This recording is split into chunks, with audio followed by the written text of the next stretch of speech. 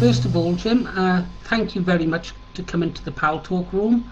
I think the best way to start this, Jim, is I've been doing a little bit of digging into your background. I hope you don't mind. And see, you've been quite a controversial figure before anyone in the United Kingdom had ever heard of you. Can you tell us a bit about what you were doing over in Ulster with the pro-life movement before you sort of became involved in the wider politics, British politics? Yes, certainly. Well, I go back a long time, but certainly I didn't start the pro-life in Ulster. I was drawn into the pro-life movement originally in America when I was out there on a kind of right-wing Christian type escapade, and then I was involved with the pro-life in Scotland. And to this day, I'm very sympathetic, and I do help out as much as I possibly can with the pro-life movement in Scotland, England, Ireland, both sides of the border, and Hungary, Eastern Europe, and we support several women's shelters in the Eastern European countries because a pound over there buys an awful lot, unlike this country. Well, I've got to be honest, as a result of doing some research on you, Jim, this pro-life movement is something I'm going to be looking into because we seem to be losing a lot of, if I'm going to use the word white because it's true, a lot of white children are being, well, basically murdered, in my opinion, and what with the white race dropping down to around about 8% of the world population now, it's a bit alarming. But okay, might come on back on that pro-life, Jim. Jim, can you tell us how you first became involved in the British National Party, literally from the beginning, like where you were, how you met Nick Griffin, and how you became to be involved in the party? Perhaps a little bit of background as well on what you were doing for a living prior to the British National Party. Yes, certainly. Well, I go back quite a long time. Actually, when I was 17, I stayed for several weeks down in Parsons Road, down in London, the old National Front headquarters, and used to sell the Bulldog. In fact, I got flung out of college when I was 16 for putting up the Hang IRA Murderer posters up. Well, after my sort of flirt with the National Front, which I've got to say, back in the early 80s, I was not particularly impressed with. It was back in 1980.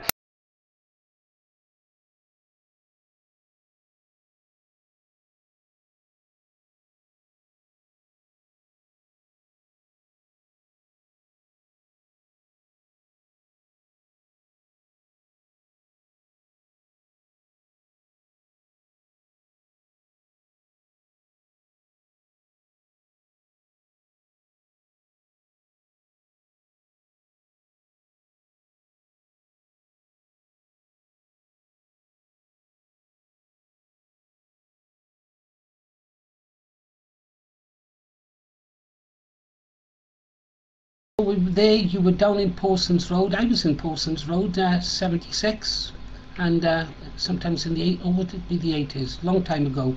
I think Richard Lawson was the editor of Britain First then. Nice guy.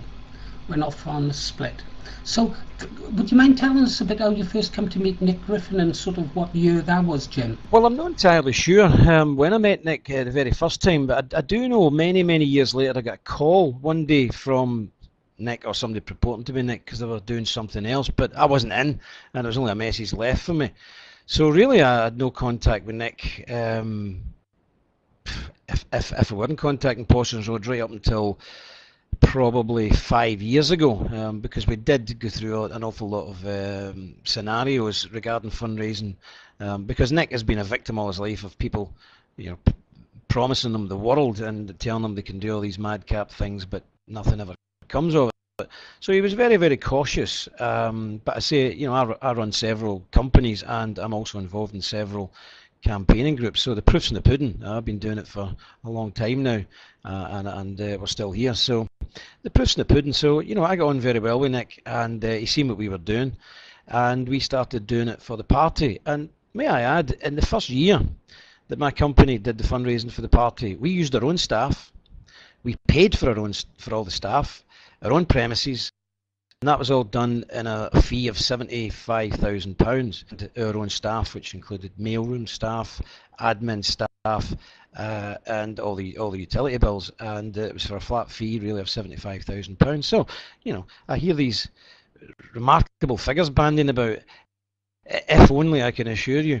Yes, if only, because I should imagine. And Jim, I'm not here to give you an easy ride. You know that, and this is what I like, the fact you've come on the show. You're prepared to answer questions. Before I get on to some of the most serious questions, you spent a lot of time with the chairman. What sort of man is he really? I mean, he comes across as a man with a common touch. He certainly drew me to the party. I mean, I remember the first time I saw him speak, I thought he was absolutely superb. So, you know, your impression, that kind of thing. Because I do know that you've spent a lot of time with his family. So I spent more time, I think, in the last 3 years in Nick Griffin's house than I did in my own. Nick's a nice fella. He's a family guy. He's very stable. I've never seen him really in a flap. He has a nice, stable, comfortable and nice family life. Hardest working guy that I've ever came across. Now I come from very much a sales and marketing background, and we're pretty tough hombres, and we can work round the clock. We can work very hard, but Nick Griffin works incredibly hard. I feel sorry for Nick sometimes. He's a decent fella, but he is prone to being taken in by the most ludicrous cranks that anybody would see through at 100 yards. And this has been his problem for many, many years. And I have, in the past, right up until very recently, tried to protect him from these type of people. But no, he's a decent enough guy.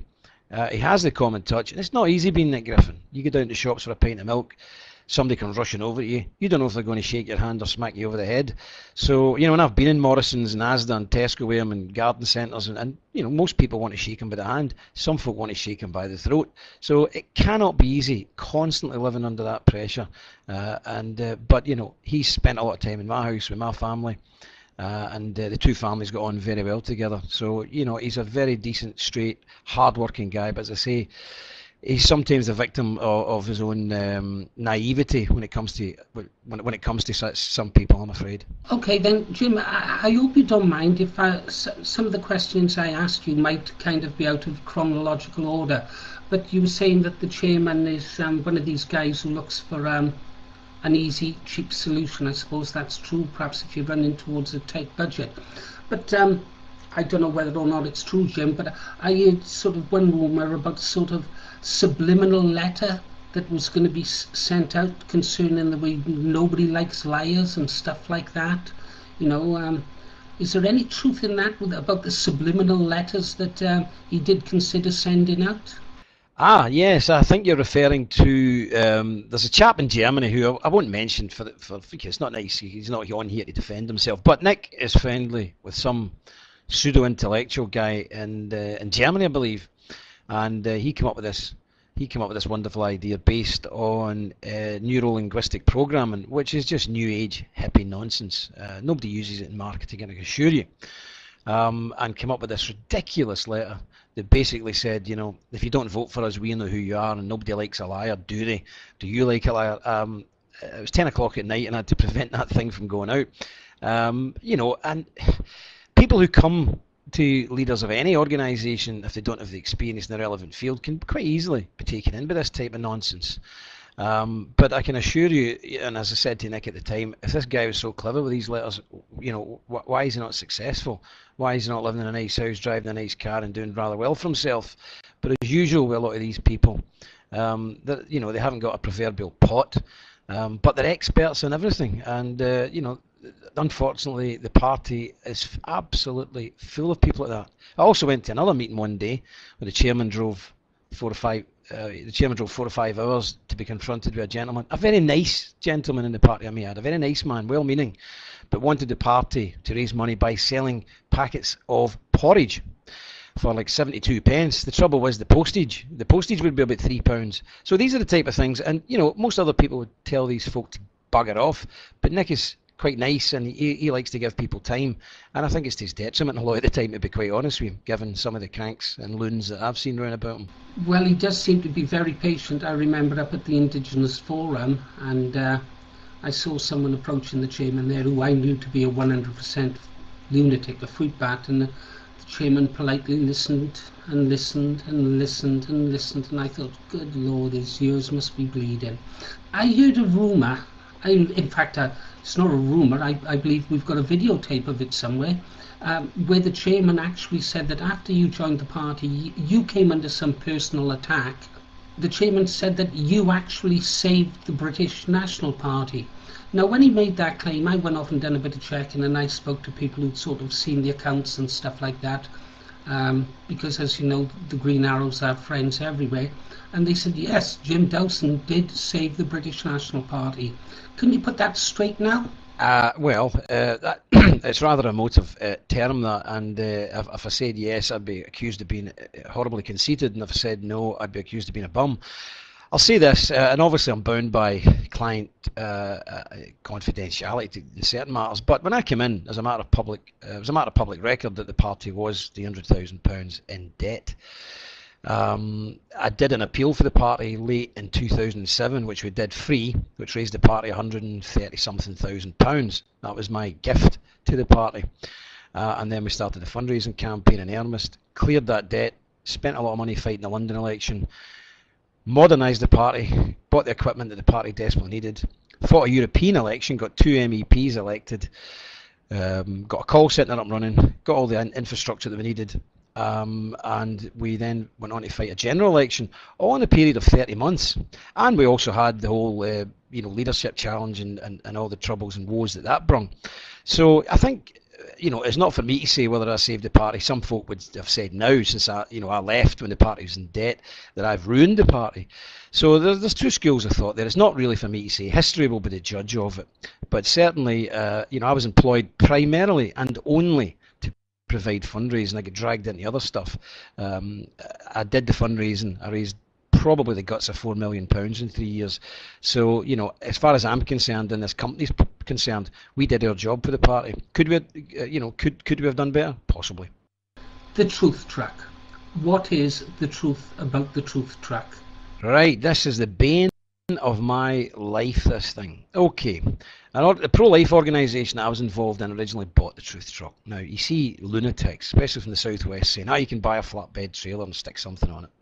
Basically, if anybody wants to go on Google tonight and have a look for a custom-made truth truck, even a 10-year-old one will set you back £10,000-15,000. Anyway, we got this thing, and it was properly built at a coach works, at a very sophisticated inverter system, lighting system, and an aluminium reusable skin system, which was the first in Britain at the time. It was an Australian system that we imported, which allowed you to put skins on it and reuse them again rather than just using paper skins, which is a terrible expense and very easily ruined. So the party was very wise to buy it, and it was sold at a very reasonable rate to the party. Now, the appeal that we did to buy the truth truck was by far the most successful appeal the party has ever put out. And it was a very, very, very successful appeal in monetary terms. The party's run the truth truck for many years. There was a chap from UKIP. The truth truck was sold by the pro-life company to the British National Party. And it was sold to the party, not rented, sold. The party are the owners of the truth truck. Jenny Noble even stood up at an AC meeting and confirmed that she had wrote the cheque. So the truth truck was then, there was a court order put it by a UKIP chap, but unfortunately his lawyers didn't know the difference between registered keeper and registered, and it wasn't for me to point that out, although if I had have pointed out, the party would have lost the truck, but it wasn't for me to point out, but their lawyers should already know. So the truth truck was retained by the party. As of now, I believe the truth truck is sitting rotting in a field, and they're talking about scrapping it, I hear, because some of the wooden panels are rotted. Well, for goodness sake, how much does it cost to stick a few 8x4 sheets of marine ply on a thing and get it on the road? It's done less than 200,000 kilometres, and for a 7.5 truck, that is nothing. These things run to 2 and 3 million miles. So it was a great investment. The party made a lot of money they made a lot of money from the truth truck. It's not cost the party a penny, it's made the party a lot of money, and people like seeing it, and really they need to get this thing back out on the road again. In my opinion, it should be out, but listen, the party owns it. It's not rented, the party owns it. Well, thanks for clearing that up, Jim. Thanks. But listen, I couldn't understand it, the campaigns that we've been having here, and I heard about the truth truck being off the road, and I knew that the truth truck was owned by the party, and I'd done a bit of checking.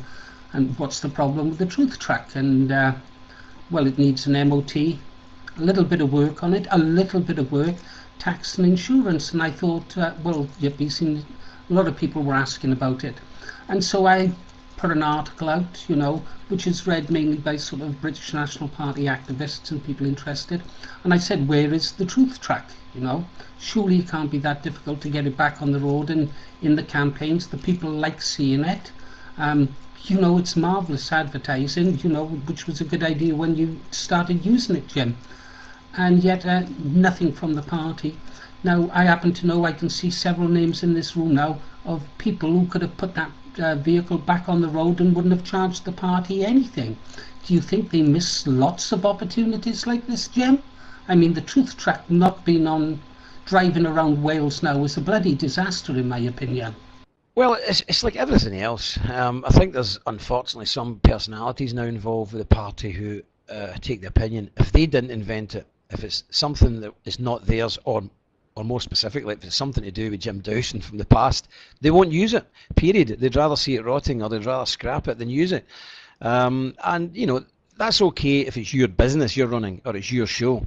But when you're dealing with other people's money, and you're dealing with something, an organisation, if you're in an organisation like the British National Party, where it's members' money you're dealing with, you shouldn't really have the luxury to make these decisions based on personal feelings or animosity to one person or the other. It's rather silly, and it's a massive lost opportunity not using the truth truck. And if the party don't want it anymore, they're quite free to talk to me, and I would certainly be very interested in buying it back from them, I can assure you.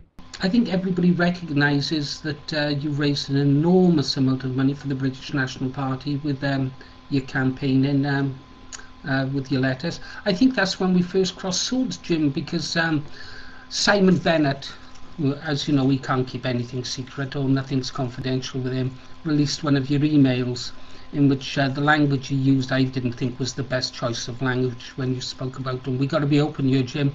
You did turn around and said about harvesting. I understand you're from a marketing background, and that's a marketing term. I thought the wording could have been a bit better. But you did raise a tremendous amount of money for the party. So I have to ask, where did that money go?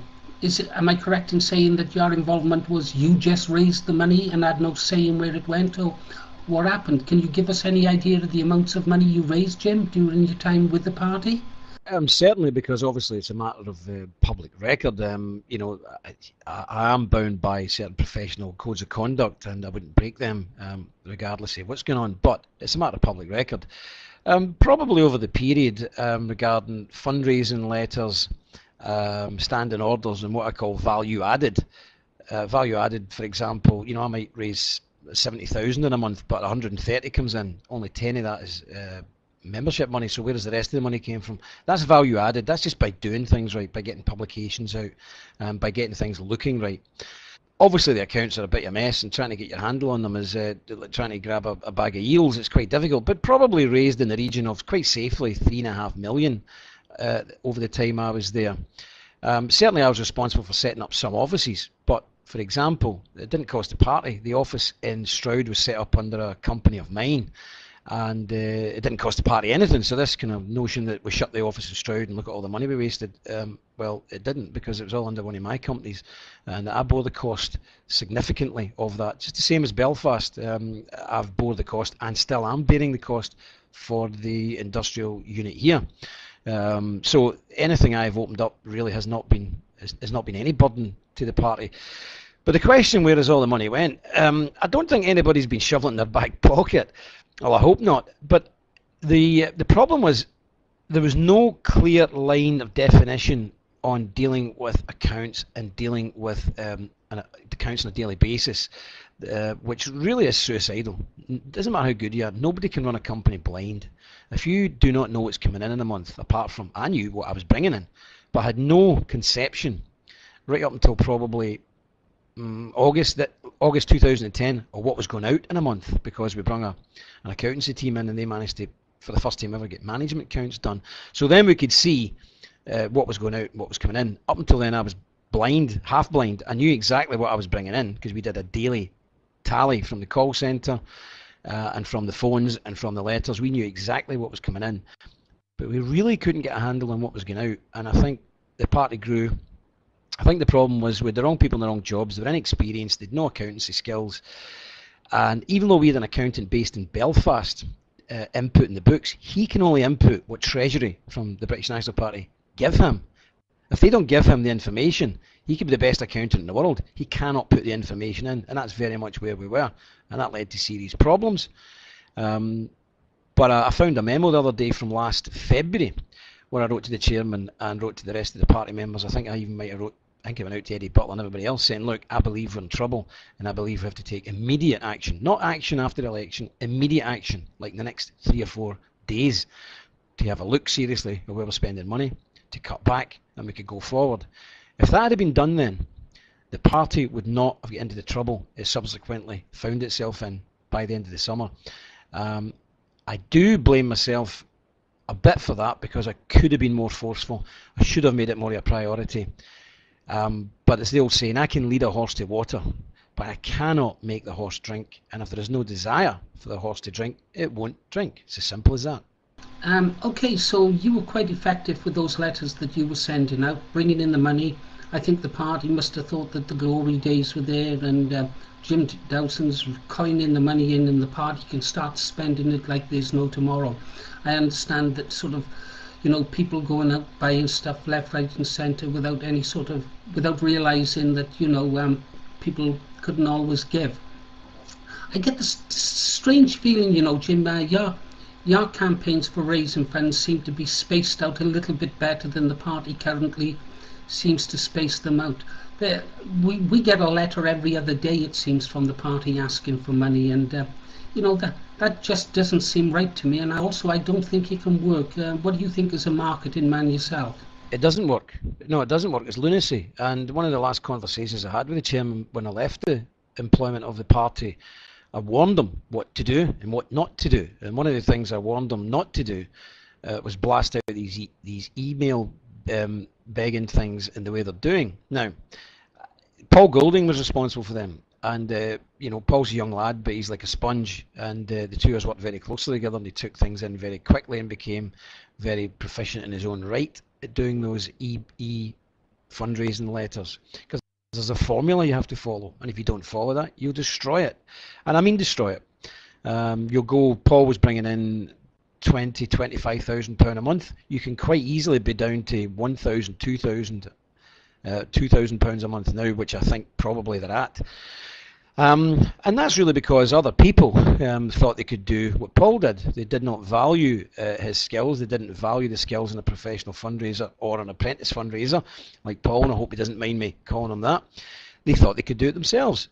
But again, if you look at these people, they've run their own organisations for many, many years, and they're microscopic. So if somebody can't get fundraising right from themselves, they're sure as hell not going to get it right for the British National Party, and that's where they've went wrong. And it's pretty, I sit and shudder when I see these things come through. They seem to think if you put more and more buttons on them, you'll get more money. The last one I seen had 15 buttons on it. 15 buttons. How utterly ridiculous. And as a marketing man, I just put my head in my hands and weep when I see these things. It's dreadful. These donate by text. The text things, yes. The text things are utterly useless. You only use the text when you have what you call a brown list, not a red hot list, a brown list. Because if you send out text messaging and asking for £3, you'll get it. If you send out a letter, the average donation is £32. E-news one is about £24. So if somebody's had a letter through the door, or if somebody's had a e-news sent to them asking for money, and then they receive a text, guess what they'll go for every time? They'll go for the £3 text, which the party only gets about £1.70. I warned and warned and warned. In fact, I had a screaming match with several officials who now run the party and told them not to do it under any circumstances, and Nick agreed with me. But obviously they're running wild at the moment and doing these stupid things, and it'll just lead to the fundraising being absolutely destroyed. The fundraising will be destroyed, absolutely, if they keep these antics up. It's very, very silly. And if they don't want to ask my advice, they should go and ask a real fundraising professional about these things, because if they don't stop it soon, they'll damage it and it will not be repairable if they're not there already. I've noticed that the donations for the Welsh Assembly elections, since we're talking about donations, seems incredibly low. I mean, they seem to have started their campaign considering they've known for years when the Welsh Assembly elections were taking place, and only now they appear to have started their campaign to raise £100,000. This is without knowing how many candidates who we're standing. It's blindly give us £100,000. They don't seem to be raising any money at all. I'm surprised because my understanding was even after you'd left the party, you did occasionally speak to the chairman, I understand. Not really. As I was saying earlier, Nick does have a soft spot for people who tell him they know what they're doing, but a look at their own life would tell you quite clearly that they have no idea what they're doing. And I think he believed these people, and it's just not happening. It's not happening. Get in any fundraising consultant, and they would be horrified at what's going on. And it's a very damaging thing, because when you do it wrong, you will destroy it. I see, some people have said to me, the fundraising was wrecked, it wasn't working, I was getting posts all the time, blah, blah, blah. Well, the fact was it was working. August, I think I brought in about 80,000. September, I brought in 80,000, or 90,000. So it was still working. And people look at it and think, I can do that. Well, quite clearly, most people can't do that, or they would have done it 20 years ago. So it's a pretty serious situation, and if it doesn't get turned round, they'll destroy the fundraising, and I don't know where they'll go from there, because it takes many years for it to recover again, unfortunately. Enlightened Patriot says that there's £36,000 owed to one small printer. He'd read somewhere. I don't know or not whether this is true or not. What is the situation? Do you know anything about this, Jim? And can you talk about it if you do?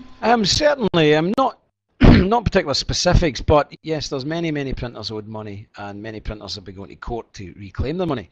Now, the interesting thing is, I don't even know most of these printers. I know one printer who I funneled work through, and Clive funneled work through in Belfast. I know him quite well, and I know how much money he's owed. But there's about half a dozen other printers who I have never placed work with in my life. And this is the problem going back to accounts. No control. People putting orders in for print during the elections. We know go ahead from head office, and then all of a sudden the bills come in, and I'm talking big bills, tens of thousands of pounds.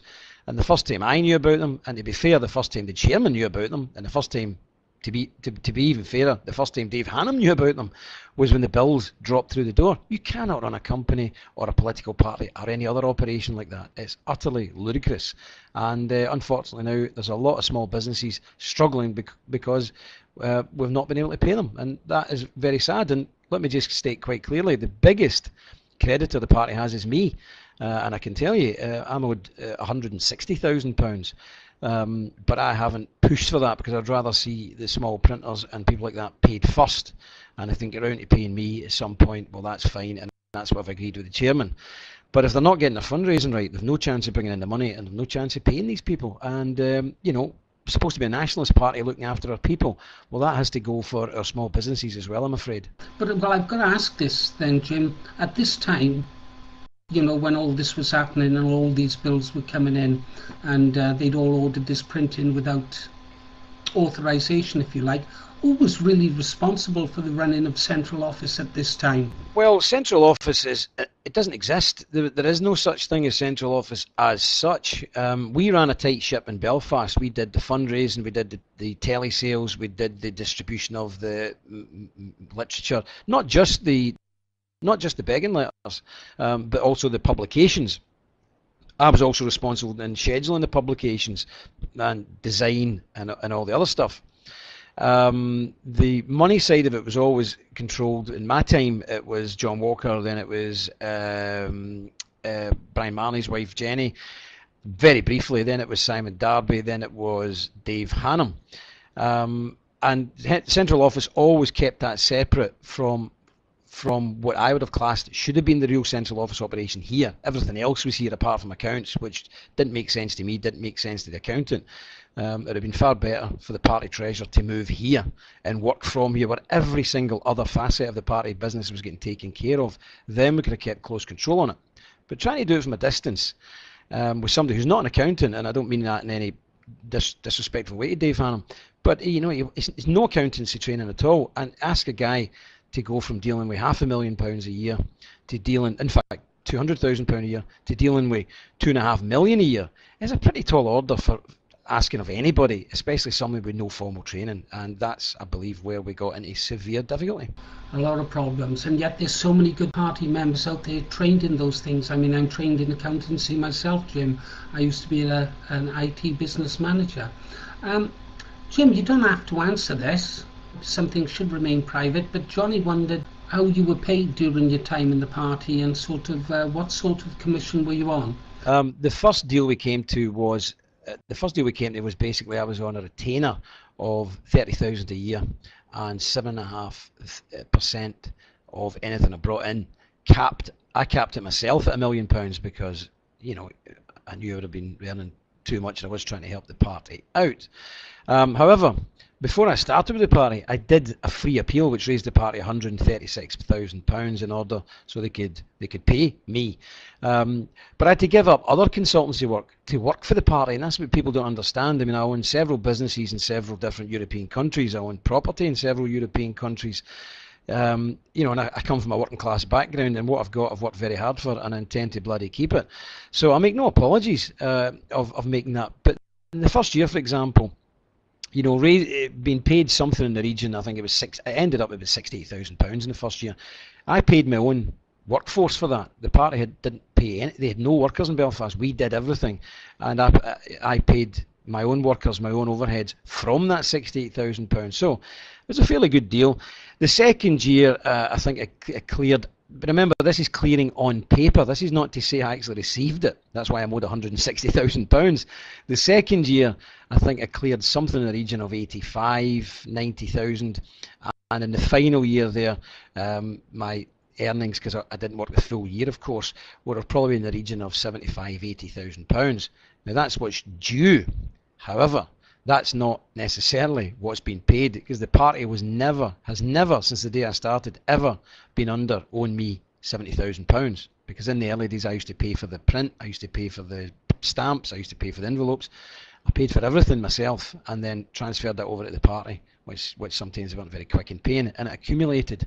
So all in all, it's not been a particularly great financial benefit to me, but it was never supposed to be. I can do many things a lot easier than working for the British National Party, but I really wanted to see it as an experiment if we could get the British National Party into a professional, dynamic organisation. And to be honest, we were very, very close to achieving that, but unfortunately we've slipped back quite considerably. You mentioned that the party owed you money. Is there any truth? And you know me, Jim, I've got contacts everywhere. I did hear that the staff in Northern Ireland who manned those offices worked very hard, that they still haven't been paid. Is there any truth in that? Well, again, that's a fairly difficult thing because there's obviously ongoing things. What I can say is that the staff in Northern Ireland weren't just mercenary staff, and to work for the BNP, you do come under incredible pressure.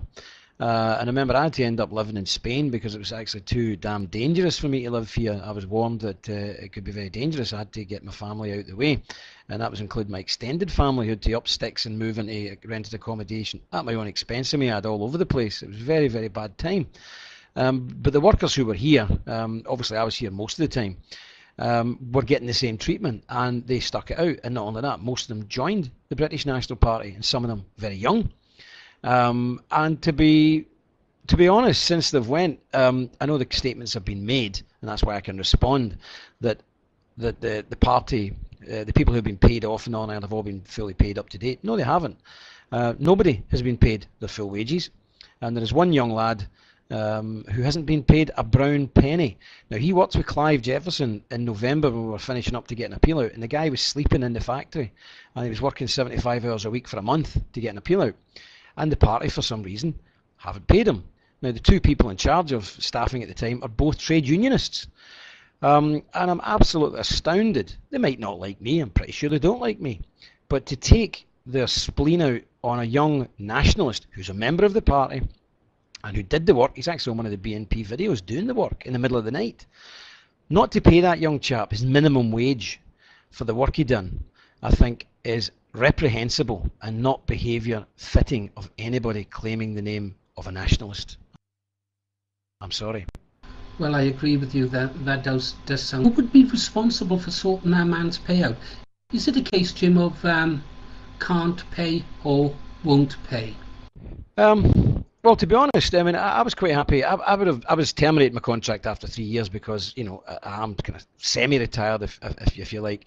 I would have did piecemeal work up to get the party over the elections and to clear up the debt, because last February I think I brought in £100,000 alone. So it could be done, if they don't like me, and I'm sure they don't.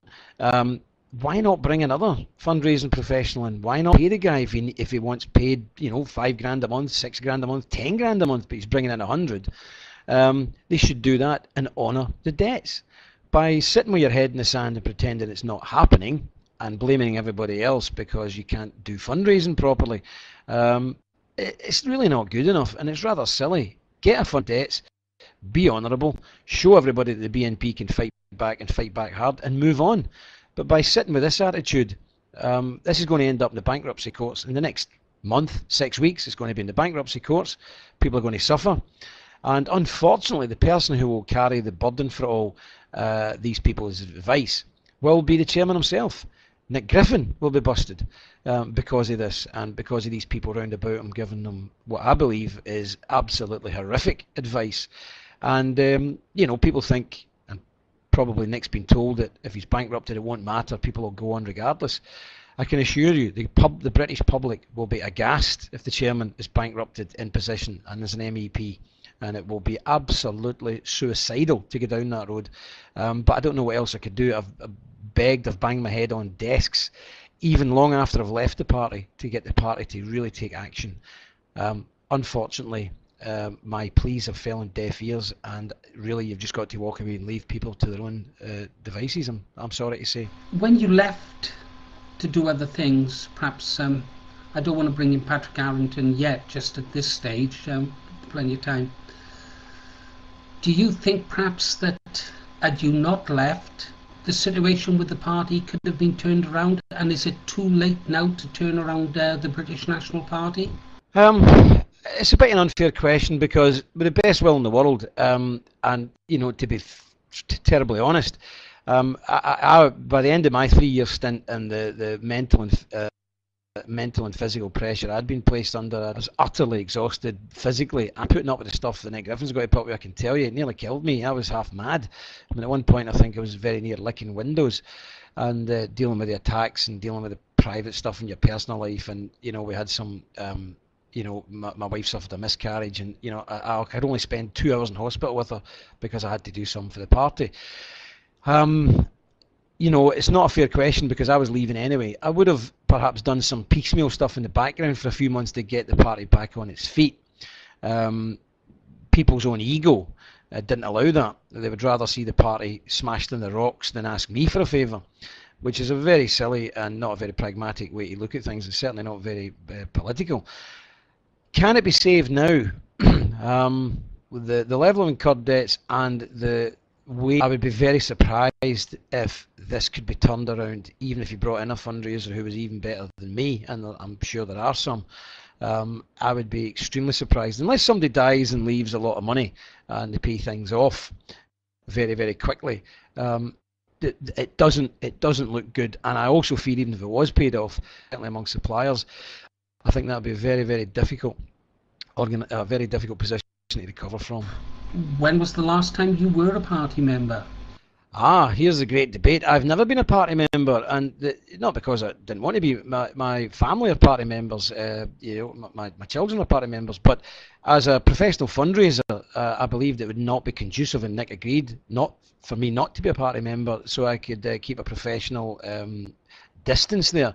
And it would also help us when newspapers were attacking us and things like that, because I wasn't a party member, and we could go for them under laws that are basically similar to the RICO laws in America, where they're trying to deprive me of a livelihood because they don't like who I'm dealing with. Remember, in Ulster I had a double-page feature nearly every week for over a year and a half. I also had the 6 o'clock news poking cameras in my face and all sorts of stuff, and that was all to intimidate me to drop the BNP.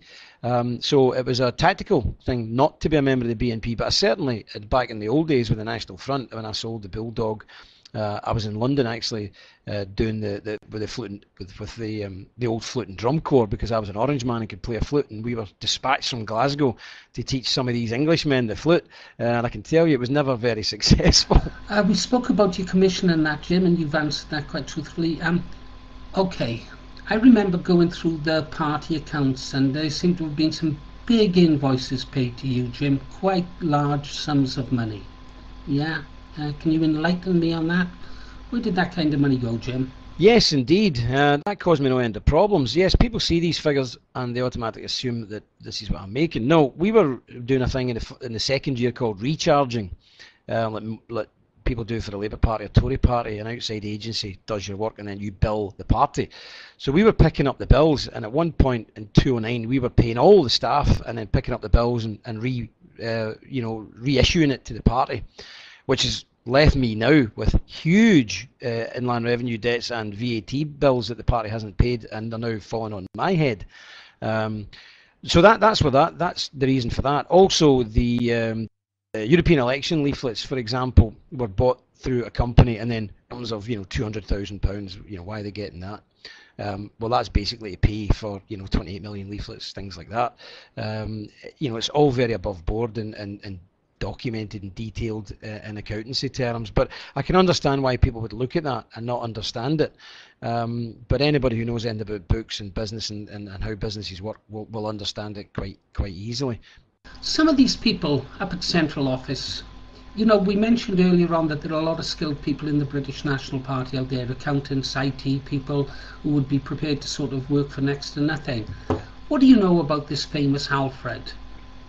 Did he really exist? Is he still out there? Well, it's an interesting thing. When the party won the 2 European seats, I'll give you an example. The chap we use for database, and you hear our friend from the southwest saying Dowson's £100,000 database is worth £20 off eBay. I mean, it's just ludicrous. I gave the party a database, never charged the party for it. I gave them it. So even if it did cost £1, who cares? It works. So let's get that put to bed right away. But the database I have has been getting worked on for the last 12 years. By a gentleman who owns a company who installs databases for the National Health Service in Wales, for Scottish Widows and different, huge companies like that. So I would rather take his word than our bald friend from the southwest's word on database expertise.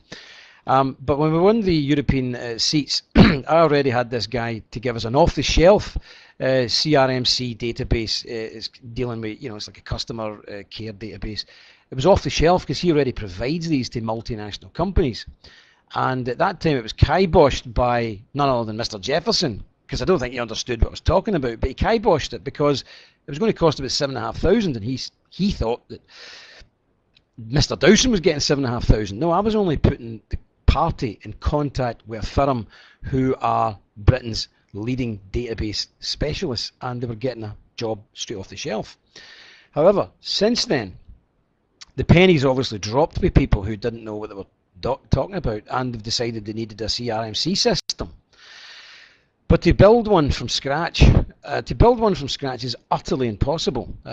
You really need to plug into some other bigger firms, and of course they won't allow the British National Party to plug into their systems. So basically it can't be done, because if you had 32 million addresses in it, 10% of people move every year, so there would be 3 million entries you would have to change. So the actual size of your IT department would probably cost you at least £100,000 a year just to keep the list refreshed, up to date. So it's not feasible at all. Now, anybody with 2 marketing brain cells sparking off each other already knows that. I did warn of that. Again, certain people who have heard of these systems but have no conception of what they are decided that they knew better and they were going to run ahead with it. It's not workable now, tomorrow, or ever for a party the size of the British National Party. It cannot be done, period. Is there any truth in rumours that you've been working with Mr. Butler to destabilise the British National Party? There's no rumours in that at all. There's no truth in those rumours at all. I have no intentions of destabilising the British National Party. Mr. Butler and me go back a long time, and certain other people. When you move on from something, I've always learned in life it's far better trying to have an open door policy with people rather than slamming doors in people's faces regardless of what they've done. But any suggestions that I'm engaged in some kind of campaign with Mr. Butler to destabilise the British National Party is nonsense. And may I remind people of certain very horrific videos that were posted up during the whole fight we had during the summer regarding the leadership challenge, and certain things were done to me which were not very nice and not very pleasant. And some of them, as we know, resulted in police investigations and all the rest of it. So that accusation is utter nonsense. And again, a lot of this stuff is led by people who are desperately looking for an excuse of why they have failed, that why they have not managed to take the party on to the next level, given a sound footing and the equipment they had. So rather than face up to their own shortcomings, they start looking for plots, schemes, and something else in the background that's causing the collapse, rather than their own ineptitude. And it's pretty pathetic, really. If you say the chairman, from what you say, does actually seem to be a genuine patriot, although I have started to wonder lately if he had been employed purely to destroy it, because some of his actions lately seem to be incredibly bizarre. Why does he surround himself with these fools and let good people go? Now, I'm going to mention a few names here, Jim. I know it's supposed to be about you, but, we lost you, Paul Golding.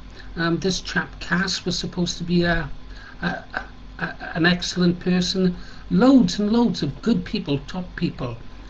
James Whittle, possibly, Why did he let these good people go? There's one in here now.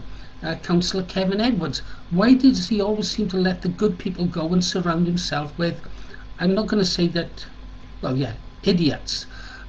Why does he surround himself with people who, although they may be patriots, are clearly not up to doing the job? Well, it's a bizarre thing. When I first came in the party, I was horrified by the calibre of people we had, and we all went to Spain and stayed in one of my houses in Spain, and we did some management training there, which was quite interesting. And a lot of the problems weren't the people's fault, and I think we've got to look at this historically.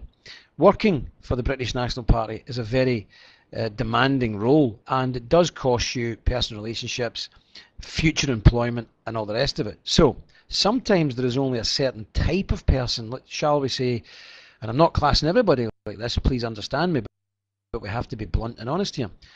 Shall we say there's a certain type of person with nothing to lose anyway, and they're only too willing to do the job, and sometimes they get the job. It's purely because they're, some people would say, mad enough to do it, but they have very little to offer. I've seen people being given databases who basically had never worked a computer in their life, which is lunacy, and various other things. I mean, a good heart is a great thing, and having a great patriotic heart is a great thing. But whether you're good or up for the job's a different kettle of fish. I tried to implement a policy of bringing young people in, because if you're ignorant and know nothing at 19 or 22 or 23, that's fine. We can work with you. We can train you. If you're ignorant, know nothing at 45, I'm sorry, but I don't have the time to start training you up. And I think that's where the crux of the matter lies. Well, I remember some time ago, I wrote an article once, where are the generals? Where are our generals? We didn't seem to have any, in my opinion. And I was concerned about future leaders for the party, young people, skillful people, educated people. Is there any truth in the rumour that you were privately funding and training 3 individuals to work for the party as possible future leaders? Or if these people did exist, were you just training them for key positions within the party management? No, I think that goes back to roughly this time last year, where I recognised and identified the problem, and I did a memo on it saying, look, we need to bring some young people in and really get a grip of the political aspects of the party, which really I shouldn't have really been involved in. I mean, I was brought in as a fundraiser, but I ended up doing most other things. I mean, short of sticking a brush up my back end, I was basically doing everything. But I could see that the two things were related. you couldn't have a successful business model when the political model was faulty, because one would impact on the other, and this is what we've seen, and that's why now the business model's in trouble. But there was 3 young fellas that I'd identified, and I met with unbelievable resistance bringing them in, to the point where I offered to pay for them myself. I said, look, I will pay for these guys. Let me pay for them. I will bring them to Belfast. I'll find them houses. I will pay their wages. And when I prove to the party that it's the right thing to do and it's been a success, you can then take over the running of these people and paying them sooner rather than later. But again, I wasn't successful in pushing that through, and I do feel responsible that I probably wasn't strong enough at that point to push it through. But I think even by then I became rather tired of banging my head off the same wall, and I take full responsibility for that, to be honest with you. Wow. Well, it seems to me that you were banging your head against a brick wall. So what have we got so far then, Jim? Let's have a look at this. The party owes you a considerable sum of money. There's workers in Belfast that haven't been paid, should have been paid. You gave your advice. You appear to have been banging your head against a brick wall, and yet during this time you've got a fairly good relationship with the chairman. You're staying at each other's homes. You sat down, probably talking, sat in the armchair underneath the poem, the beginnings, and you're talking. What are you saying? Did the chairman just sort of listen to you and then go and do something different? And we have to ask it now then, Jim, looking back with hindsight, do you think it possible he may well have been working against the interests of the party? It's one of these periods in my life actually where I've been bamboozled to work out what on earth has went on. Because even if there had been an acrimonious split between me and Nick, which there really wasn't, despite some of his lieutenants doing everything they possibly could to provoke me, including sending a lorry over to Northern Ireland to demand a Borat thong, of all things.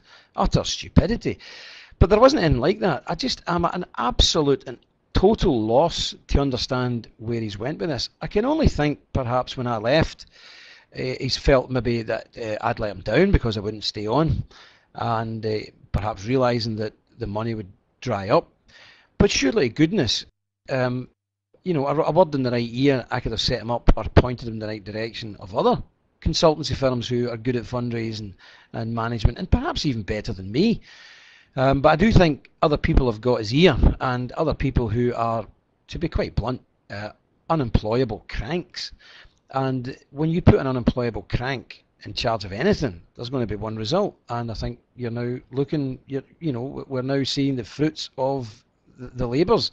And I can't answer for Nick. I just feel very, very, very sad that it's got to this condition, because I put 3 years of my life in to try and build something up that I believed in, and it's not worked. And that's rather sad. And no lessons seem to have been learned. And we can all make mistakes, let's be honest. We can all make mistakes. The difference of a wise man and a silly man is the wise man learns from the mistakes and moves on. If you keep making mistakes and you don't learn, that's when you really need to have a serious look in the mirror. And I just see the same mistakes get made over and over again. And it's particularly tragic as far as I'm concerned. It seems the party lost direction with its morality. This business... I think you're a Christian, I believe. I'm not 100% sure, but I believe you're a Christian. The business with the kitchens and the statement by Adam Walker that we should give these people credit for standing down. We've got, I think Councillor Edwards was in here earlier, Simon Darby's, to me, foolish statement that the loss of a dedicated British National Party councillor was a little thing, and the defence of a thug. So you've got the pornographers, the kitchens, and then we find out that Patrick Harrington, and this must have stuck in your throat, Jim, being from Ulster, same as myself, a serviceman who served out there. I find out that he's an apologist for the IRA, that is associated with civil liberties, which defends IRA gunmen, a leader of another political party that stood against the British National Party, and that he employs these people as top advisors. And then Michelle Harrington, who incidentally we had a court order thing from today for copyright, attacking us because we published a t-shirt with the word slut on, which she was wearing. She didn't like that. The people advising the chairman, and I'm thinking, has he gone totally insane or what? Has he lost his edge, basically, Well, Jim? it's all a wee bit strange. Just before we go into that, I'd like to just go back a wee bit because I see some comments up, and it's one thing that's always thrown about is this Marmite thing. You know, this Marmite thing. This Marmite thing is the biggest red herring you've ever seen. The Marmite thing was brought originally to the chairman's attention and mine by Mr. Bennett, who thought it would be a great idea if we played a joke on them. Not many people know that. I'm quite sure he'll be on the blogs later on denying it, but he brought it up. The Marmite thing was put up. There was a slight mistake made because it should have been put up with a Marmite type label, not a Marmite label. Anyway, it had to be done, and I'll tell you why. This has happened in America. If you have a big international company making a political party the object of fun, the easiest way to destroy your enemy's credibility is poke fun at them. It's very effective.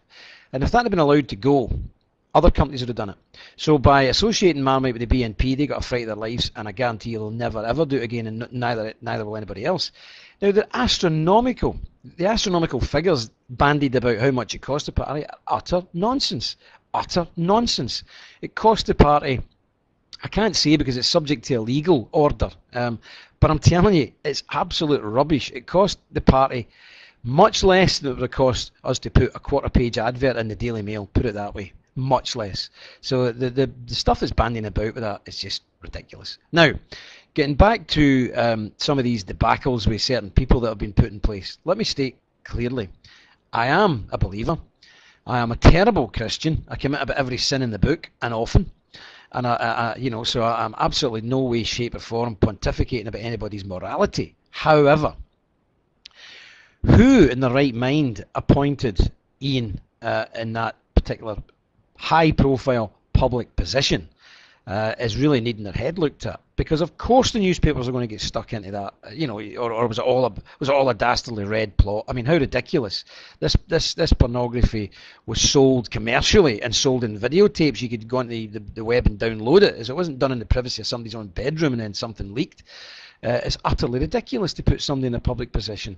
I know Ian Kitchens, and I've met him a few times. He's actually drove me at high speed away from a crowd of angry Reds once, and I found the chap very nice chap. But I knew his history, and I don't think I would have embarrassed the party or embarrassed him and his wife by putting him in that position. It was stupidity. As for Pat, well, I've got to be honest, and a lot of people won't like this. I don't like trade unions, period. I don't want to get into a slanging match and saying who I don't like and who I do like. But I think people know my position very, very clearly.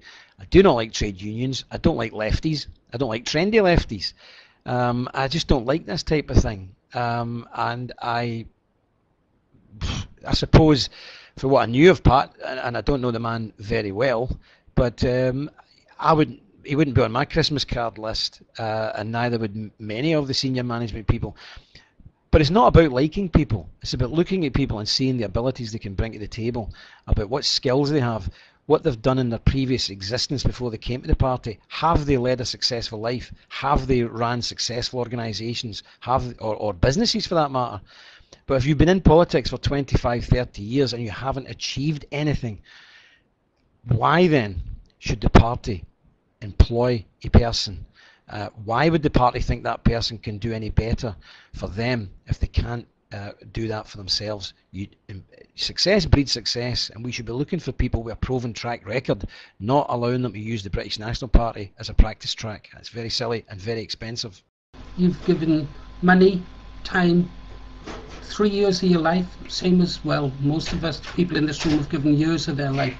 Would you consider doing it all over again with another political party, Jim? Not really. I don't. I mean, I'm not a real politician. To be honest with you, I'm a patriot, and I used to laugh when I went to some BNP meetings, and people would say, "Oh, Jim Dowson, he's not a nationalist. He's not one of us."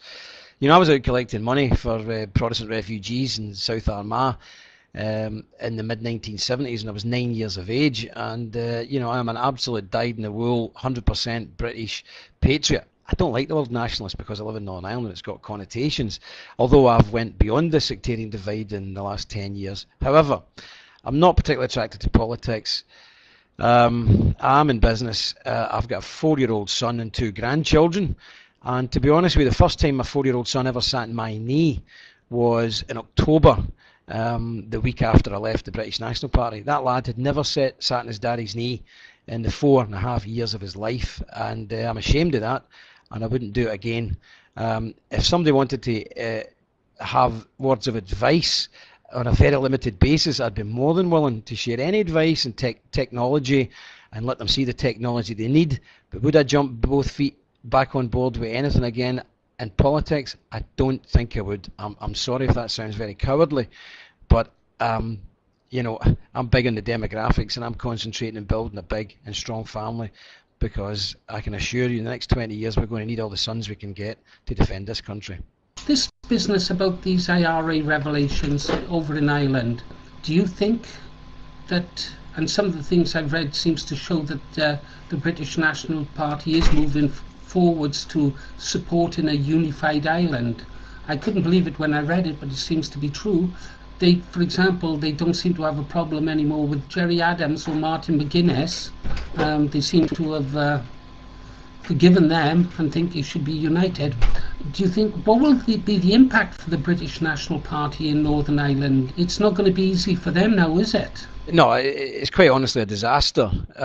You know, don't get me wrong, I've run reconciliation groups with European funding. Mr. Gable quite rightly pointed out, I've run groups to try and bring the two communities together, because, you know, basically I believe Islam's coming, and Islam is going to make the fight between Catholics and Protestants look utterly ridiculous. So I've went through the sectarian divide, but I am still that doesn't mean you hide who you are. I am a fiercely independent Protestant, and I would defend that with my dying breath. However, going through that, we have to look at the new situation on Ireland. There still is a lot of the old baggage lying about, and rightly so. And for anybody, in any way, shape or form, to be an apologist for the IRA is, in my opinion, utterly, totally reprehensible, unjustifiable, and I can tell you, it puts a red mist over my eyes. And if I was the chairman of a party, and anybody showed any inclination of being an apologist for the IRA, they'd be out in their ear. Simple as that. It's a disgrace to the memory of the thousands of people who now lie dead in their grave, separated from their loved ones, their families, the futures that they could have had. I think of that young chap who died outside the McDonald's in Warrington. I couldn't buy the papers for a week, because every time I looked at him, he looked like my oldest son. He was the same age at the time. And I just cannot for the life of me understand how on earth you could be in the British National Party for all glory, the Union flag wrapped round us so proudly, and be an apologist for the provisional IRA and their murder machine. It is beyond my comprehension, and I can tell you I am very, very, very angry about anybody showing such support. It's a disgrace.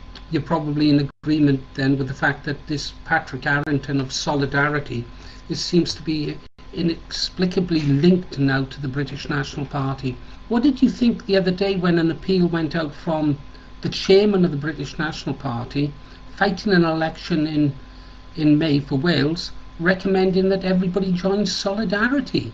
Surely you would have thought that his first interest would have been the British National Party and not a supposedly independent trade union. Actually, most of the BNP seem to work for. What did you think of that then, Jim?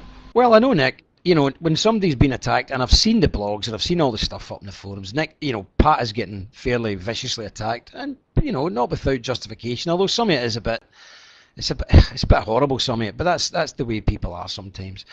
But Nick's very loyal, and Nick would have jumped to defend Pat Harrington because of a sense of loyalty, and I can understand that, but it doesn't seem to understand that it's completely and absolutely undermining him by doing so. Leaving the IRA thing aside, which is bad enough and very difficult to leave beside, the fact that people in Northern Ireland haven't had their wages, the fact that they've used every trick in the book, the Solidarity people who now run the party, the whole lot of them who run Solidarity have used every trick in the book to deprive people in Northern Ireland of their lawful pay. Normal working people who work for the party, some of whom are party members, and they have used every trick in the book to deprive them of their pay. This is the type of behaviour you would see from, you know, in the 1800s from some mill owner, not people who claim to be trade unionists. So, you know, I think it's quite good from my point of view, because I have never liked trade unions. I think they're all a bunch of self-serving wannabes. So it feeds into my natural hostility to the trade union movement, and what they have done has been a terrible advert for trade unionism. And certainly I personally would have nothing to do with a trade union with people like that running it, and people who are apologists for IRA murder gangs. Utterly ludicrous. Yeah, so Patrick Arrington of Solidarity has opened up a consultancy company. I see that Mark Walker, paid by Solidarity and the BNP, has also opened up a company along with the chairman's daughter. Do you think, for a moment, this is just thinking now, is it possible that these consultancies could be used to channel funds out of remaining funds out of the British National Party in order to perhaps set up a new civil rights movement under the Solidarity umbrella? Could that be a possible scenario, Jim? When you're dealing with some of the characters involved now these days, and remember these people are very relatively new to the party.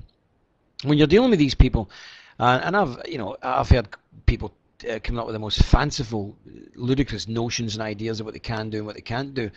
Who knows what they're up to?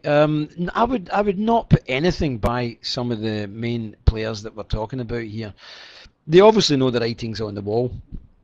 They can see where things are going, and they may well be putting a plan B into place. Now, I would say if they put as much effort into getting the finger out and getting the party back on its feet again. I mean, the party's in debt for reputedly £500,000. That's not an awful lot of money for a professional fundraiser to raise. Believe me, it sounds a lot of money, but it's not really. 6 months could do that and get the party back on its feet again. So, I would like these people to stop being defeatist. And admit they don't know what they're doing. Get somebody in. There's plenty. Look at the yellow pages. Google them. There's plenty of fundraisers here. Get somebody in that knows what they're doing and get the party sorted out, rather than spending time and effort on pipe dreams and setting up companies and setting up organisations that will do very little than be the subject of some talk round a pub table or in somebody's bedroom. It's stupid. It won't happen. It will not happen. People won't allow it to happen. The authorities won't allow it to happen, and the people running it are not capable of making it happen. So get the finger out, get the party sorted, and leave all these other things to be.